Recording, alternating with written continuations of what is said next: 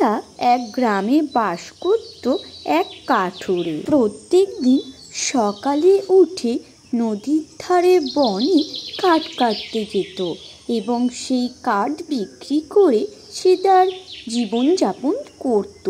এই রকম এক দিনের কথা, কাঠুরে তার বাড়ির সামনে বন থেকে কিছু কাঠ কেটে নিয়ে সেটিকে মাথায় করে নিয়ে অন্যত্র একটু দূরের দিকে গেল আরও কিছু সংখ্যক কাঠ সংগ্রহ করার জন্য।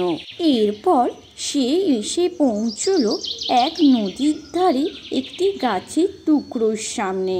সেই কাঠের টুকরোটি কেটে কেটে ভাগ করার জন্য সে কুড়ুলের আঘাত করতে থাকলো সেই কাঠটির ওপর। এরপর হঠাৎই কাঠুরের সেই কুড়ুলটি হাত ফসকে গিয়ে নদীতে পড়ে গেল। এরপর কাঠুরে সেই নদীর ধারে পাথরের ওপর বসে কাঁদতে শুরু করে তার কুড়ুলটি নদীতে পড়ে যাওয়ায়। সে অনেকক্ষণ কাঁদার পর তার উপর করুণা করে বা দয়া দেখানোর জন্য সেখানে নদী থেকে উঠে আসে এক জলদেবতা।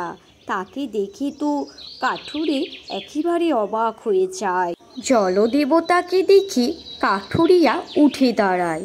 তখনই জলদেবতা কাঠুরিয়ার সামনে একটি সোনার কুড়ুল এনে তাকে দেখিয়ে বলে, এটা কি তোমার কুড়ুল? তখন কাঠুরিয়া উত্তর দেয়, না দেবী, এটা আমার কুড়ুল না। তারপরে জলদেবী আবার একটি রূপার কুড়ুল এনে কাঠুরিয়াকে জিজ্ঞেস করে, এটা কি তোমার কুড়ুল? তখন কাঠুরিয়া বলে ওঠে, না দেবী, এটাও আমার কুড়ুল নয়। ঠিক তারপরেই জলদেবী নদী থেকে কাঠুরিয়ার পড়ে যাওয়া সেই কুড়ুলটি তুলে আনে এবং কাঠুরিয়াকে দেখায়।